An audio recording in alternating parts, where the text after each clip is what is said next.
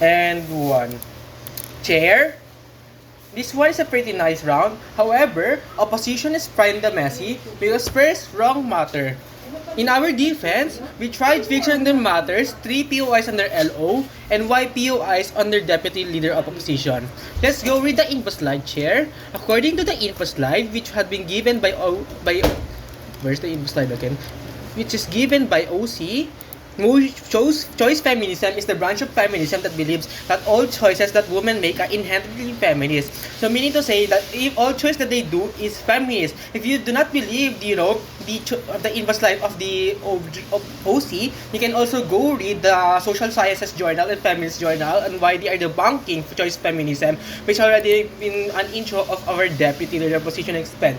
But sure, I'm going to be charitable with their case, and one thing I'm going to clear, we are not attacking women by their choosing, which I will expand better later. So what is choice practically? For choice feminism, it's just a simple, just do something because I want to and I have the ability to. But rather, choice is really a reflection of the socio-economic background, which also considered by deputy leader of positions on our POI. They stated that women doesn't really have a choice because they are limited, and this is going to be important because they practically considered to our main point. Women had no choice, overall choice, in a sense that there are limitations for them, especially in social economic background. It's going to be important. So I have 2 questions here. Is corrupting billions of people in the taxpayer money like Sara Duterte, Sara Vizcaya, and the Villar did is inherently feminist? Because in choice feminist, it is feminist. But let's be pragmatic and principled here. Was it feminist? And as in the second question, is women allowing themselves to be exploited because they have no choice in the socio-economic background is either pragmatically and principally good or pragmatically and principally feminist? This one is pretty much no, because they're allowing themselves to be exploited. This is the clear up, Chair. We are not attacking women doing their choices, but rather, we are attacking choice feminism that becomes a smokescreen that hides that these women are getting exploited, are exploiting people, which the opposition cannot practically say that this one extremist because it happened in status quo. In Islamic states and uneven power struggle, and by these preface alone, it's already obvious on which the most important clash here is on which world was women more empowered. Chair, even if we assume opposition's best case that a lot of women are empowered because they own their they own their own choices, or they are feminists because they do what they want, there's 3 reasons why we still win. On the first comparatives years, on our world, we do not have the institutional smoke stream from choice feminism.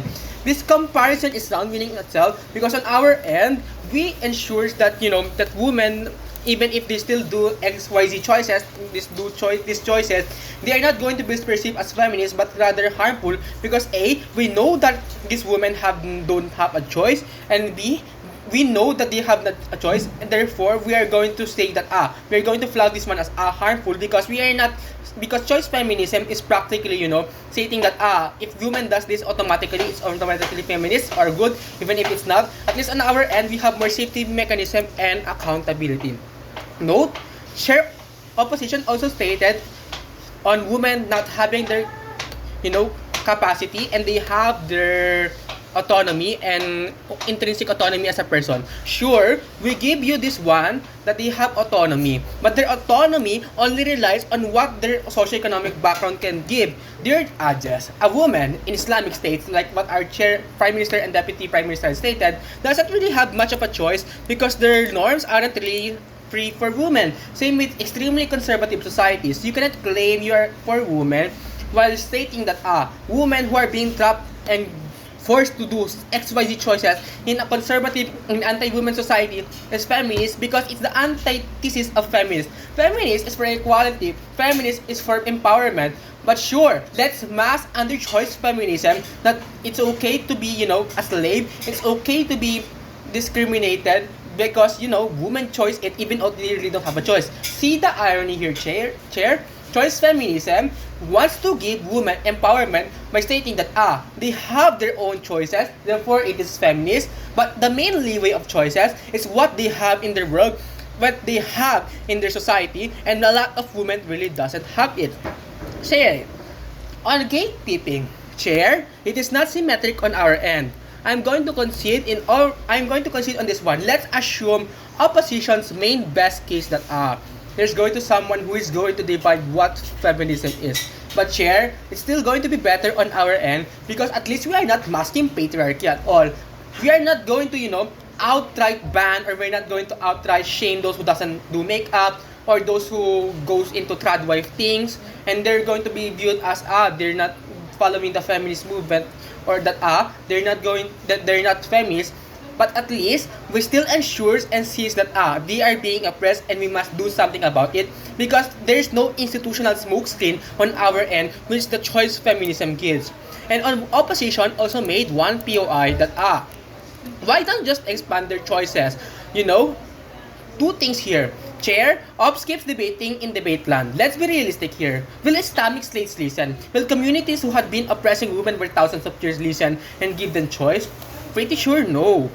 And it's going to be not much realistic on the impact they're going to do because two things. One, they need to ensure that choice feminism is going to tie back with giving them far more choice, because choice feminism is not about giving them choice but rather viewing the choice they made under their own socio-economic background is a feminist choice. So meaning to say, there's no correlation of choice feminism giving women choice but rather viewing women's choice as something feminist. But sure, let's go back to debate land. I'm going to concede to their best case. Even if there's going to be, choices for women, it's still going to be better in our world. Why? Because in our world, we are going to absent the institutional smokescreen that's happening in the bench. Sure, the impact that they wanted that they're going to expand their choices is going to be far more better on our side because we know that these choices they have is bad and it's not entirely feminist because this choice feminist is practically a smoke screen. Without the smoke screen, we are going to far more see clearly that that what they are doing is getting oppressed because patriarchy